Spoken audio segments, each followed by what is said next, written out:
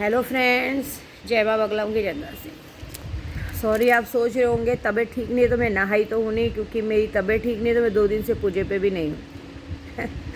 सब सोच रहे होंगे शक्तियों का बात नहीं कर रही, लॉटरी का बात नहीं कर रही। नहीं करना है, क्योंकि तुम जैसों की औकात ही नहीं है कि तुम लोग लॉटरी ले सको या शक्तियाँ ले सको।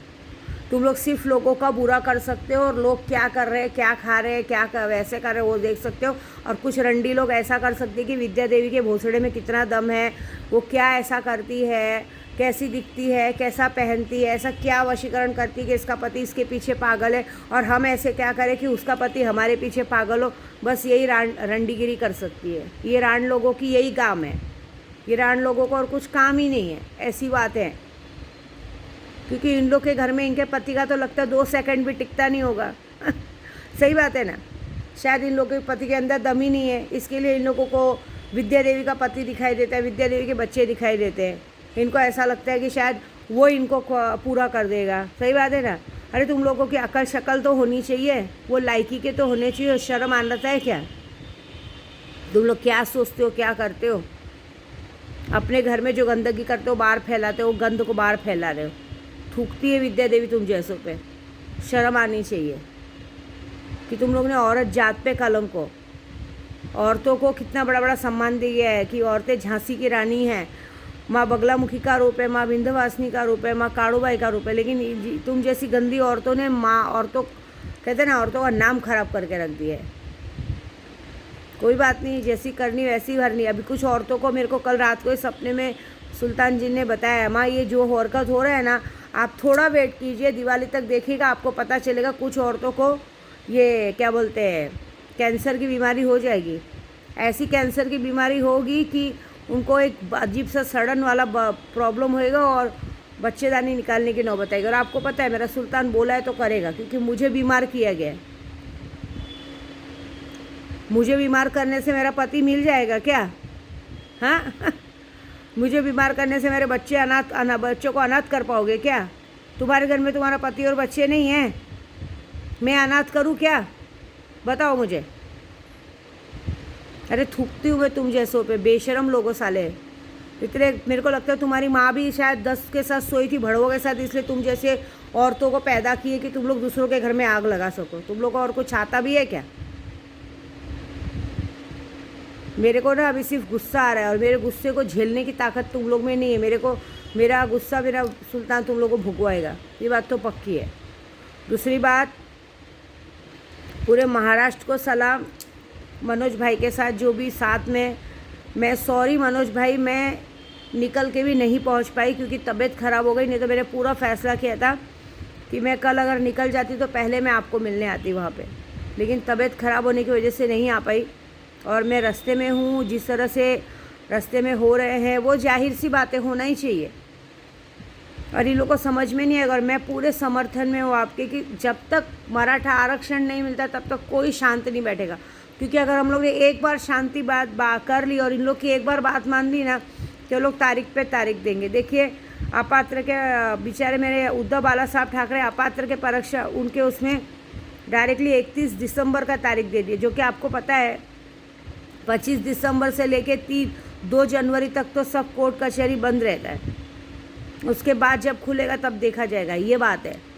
तो जब उद्धव बाला साहब ठाकरे जी के साथ इंसाफ नहीं कर पाए तो आपके साथ कैसे करेंगे? इसलिए जो मराठा लोग कर रहे हैं बहुत अच्छा कर रहे हैं। और सबसे बड़ी बात ये, नीतीश राणे और ये लोग जो है ना, नीतीश राणे करके, ये ना कोई बहाना नहीं छोड़ता हमारे। मैं आज पहली बार नाम ले रही हूँ इस आदमी का। ये नीतीश राणे के घर पे घुस के मारो इसको, क्योंकि ये कोई बहाना नहीं मारता। एक तो हाइट का छोटा, एक तो मैंने देखा है जितने लोग हाइट के छोटे होते हैं ना, वो एक नंबर के माधरचोद होते हैं। ये बात तो मैंने देखा है। ये आदमी ज़बरदस्ती कभी किन्नर समाज को टारगेट करता है कि कितनी बार किन्नर समाज को टारगेट किया गया है, और कभी जैसे मराठा आरक्षण में अभी जो वकील के घर पे तोड़फोड़ हुई। तोड़फोड़ क्यों हुई? क्योंकि जो भी मराठा आरक्षण के लिए उल्टा बोलेगा तो हम सब इसको पीटेंगे। अभी ये किसको कोई बहाना नहीं मिला तो डायरेक्टली लड़कों को बोल दिया कि मातोश्री में क्या कर रहे थे। अरे तुम लोग की गांड मातोश्री में क्यों घुसती है? तुम लोगों को और कोई मिलता नहीं है? हाँ, जब देखो सब लोग जाके उधर ही टारगेट करते हो। उल्टा वो तो किसी के बीच में ना लेने में देने में अपनी कर रहे हैं। लेकिन अब की बात है, मराठा लोगों को यही बोलूँगी मैं कि जो भी मराठा आरक्षण के खिलाफ बात करता है उनको सबको उनके घर में घुस के उनको तोड़ो, बात ख़त्म। क्योंकि इन लोगों को मराठा आरक्षण नहीं चाहिए ना, तो मराठा लोगों के बीच में बोलने का क्या हक है? बड़ी बड़ी बातें कर रहे हैं। अभी एक ही बात पड़ा है कि इनके घर में, इनके घर के बाहर धरना लगा दो, हर एक नेता के घर पे बाहर धरना लगाओ, तब इनको पता चलेगा कि क्या होता है, कैसे होता है, तभी इनको समझ में आएगा बात, और कुछ नहीं आएगा। ये लोग सिर्फ आ रहे बहाना मारने को देख रहे, क्योंकि इनकी फटी पड़ी है। कैसे बोलेंगे, कैसे करेंगे? कोई नहीं मानेगा। कोई मराठा आरक्षण के पीछे नहीं हटेगा, सब लड़ेंगे। जब तक हमें आरक्षण नहीं मिलता कोई पीछे नहीं हटेगा, क्योंकि इनकी माँ बहनें थोड़ी गायब हो रही हैं। इनकी बेटियों के साथ रेप हो रहा है क्या? ये हो रहा है क्या? और ये जो राणे हैं, इसका तो मैंने बहुत बार बात सुना है। मैं अगर सच्ची बोलूँ, मेरा बात चले तो मैं इसको घुस के मारूँ कि तू अपनी बात किया कर। ये हमेशा पिक्चरों का डायलॉग बोलता है, सनी देओल है, ये है, वो है। ज़रा जाओ मिल के इसको सनी देओल क्या होता है, सनी लियोनी बना के आओ, सब लोग, इसको पता चलेगा। ये जो हम लोग को सबको बार बार हिंड मारता रहता है, हाँ, सिर्फ बैठे बैठे अपने बंगले के अंदर बैठे बैठे। कौन प्रेस रिपोर्टर है जो बार बार इसका जाके कहते, प्रेस रिपोर्टर इसका लेके रिकॉर्डिंग लेके लोगों में बांटता है? पहले तो उसको गिरा के मारो कि तू क्या लोगों को गाली सुनवाने के लिए इससे पैसा लेता है, इसका इंटरव्यू लेता है? ये क्या बोलता है? इसको अक्ल है क्या? और एक बात बताओ आपको, जब तक हम लोग लड़ेंगे नहीं ना, तब तक मराठा आरक्षण मिलेगा नहीं। कोई भी पीछे नहीं हटेगा, देंगे ये लोग आरक्षण। और एक को नहीं, पूरे लोगों को आरक्षण मिले बगैर हटाना नहीं है। अब की बार ऐसी बात है। अब इन लोग को आईना दिखाना ही दिखाना है। भाड़ में गया 2024 का इलेक्शन, पहले मराठा आरक्षण मिलेगा, उसके बाद इलेक्शन का बात किया जाएगा। पहले हमें हमारा हक दो, बाद में तुम अपना देखना। अब ये जीत सब लोग पकड़ लो, बात ख़त्म। क्योंकि एक आदमी हम सब के लिए, एक आदमी का उसका पूरा परिवार हम सब के लिए भूखा प्यासा बैठा है। तो हमें इस लड़ाई को आगे बढ़ाना है बस। क्योंकि अभी मैं सच बोलूँ, मैं यहाँ से निकल नहीं पा रही हूँ, लेकिन तो भी कल का दिन, परसों का करवा चौथ करके मैं भी महाराष्ट्र पहुँचूँगी। परसों का मैं कहते हैं ना, कल का व्रत पूरा करके करवा चौथ का, क्योंकि माँ के पास हूँ तो करवा चौथ का व्रत भी पूरा करूँगी, तबीयत भी ठीक हो जाएगी पूरी तरीके से। कल तक सबकी चीज़ें भी पहुँच जाएंगी। और हो सकता है कल की जगह परसों, पूरे यूट्यूब को बोल रही हूँ, हो सकता है एक की जगह 2 को पहुँचे, क्योंकि चीज़ें हों। लेकिन तो भी परसों मैं भी महाराष्ट्र के लिए निकलूँगी, तो मैं परसों अगर भी निकल गई तो भी मैं 3 तारीख को रात को या 4 तारीख को सुबह तक महाराष्ट्र पहुँचूँगी, कैसे भी करके पहुँचूँगी उसके बाद। क्योंकि मुझे वहाँ पहुँचना ज़रूरी है, क्योंकि अगर ज़रूरत पड़ी तो मुझे भी मिलने जाना पड़ेगा मनोज जी को। लेकिन ये बात है, विद्या देवी का पूरा साथ है, पूरा ताले का काम सब है। 7 दिन के अंदर आपको आरक्षण मिलेगा ही मिलेगा।